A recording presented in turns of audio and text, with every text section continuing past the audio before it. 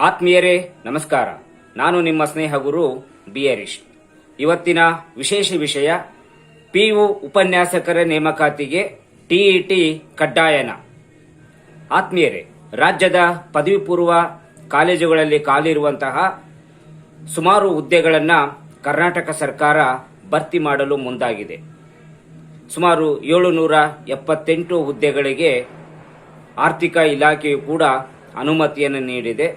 ಸರ್ಕಾರ ಇನ್ನು ಕೆಲವೇ ದಿನಗಳಲ್ಲಿ ಅಧಿಕೃತವಾದಂಥ ಅಧಿಸೂಚನೆಯನ್ನು ಹೊರಡಿಸಲಿದೆ. ಹಾಗಾದರೆ ಈ ಒಂದು ಪಿಯು ಉಪನ್ಯಾಸಕರ ನೇಮಕಾತಿ ಪರೀಕ್ಷೆಗೆ ಟಿಇಟಿ ಕಡ್ಡಾಯನ ಎನ್ನುವಂಥ ಪ್ರಶ್ನೆ ಪ್ರತಿಯೊಬ್ಬ ಅಭ್ಯರ್ಥಿಗಳಲ್ಲೂ ಕೂಡ ಕಾಡ್ತಾ ಇದೆ.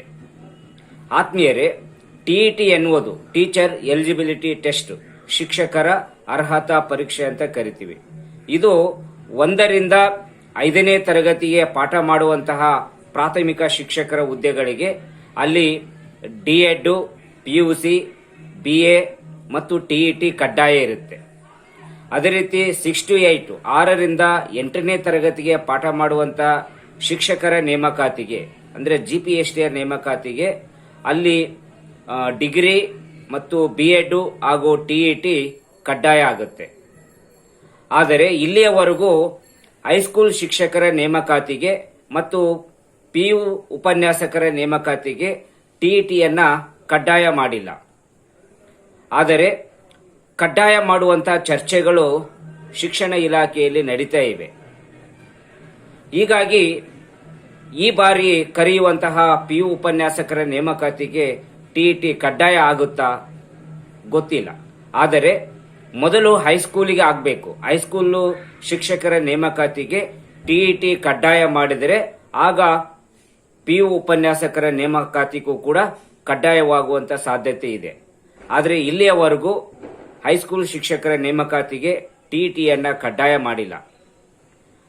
ಜೊತೆಗೆ ಹಲವಾರು ವರ್ಷಗಳಾದರೂ ಕೂಡ ಹೈಸ್ಕೂಲ್ ಶಿಕ್ಷಕರ ನೇಮಕಾತಿ ಪ್ರಕ್ರಿಯೆ ಆರಂಭವಾಗಿಲ್ಲ. ಅದು ಕೂಡ ಸದ್ಯದಲ್ಲೇ ಆರಂಭವಾಗುವಂತ ಎಲ್ಲ ಸೂಚನೆಗಳು ಕಾಣ್ತಾ ಇವೆ. ಪ್ರೈಮರಿ ಆಯಿತು, ಈಗ PU ಆಯಿತು, ಡಿಗ್ರಿ ಆಯಿತು, ಈಗ ಇರೋದು ಹೈಸ್ಕೂಲ್ ಒಂದು. ಅದನ್ನು ಕೂಡ ಇನ್ನು ಕೆಲವೇ ದಿನಗಳಲ್ಲಿ ಕರೆಯುವಂತ ಸಾಧ್ಯತೆ ಇದೆ. ಆಗ ಟಿಇಟಿಯನ್ನು ಕಡ್ಡಾಯ ಮಾಡಬಹುದು.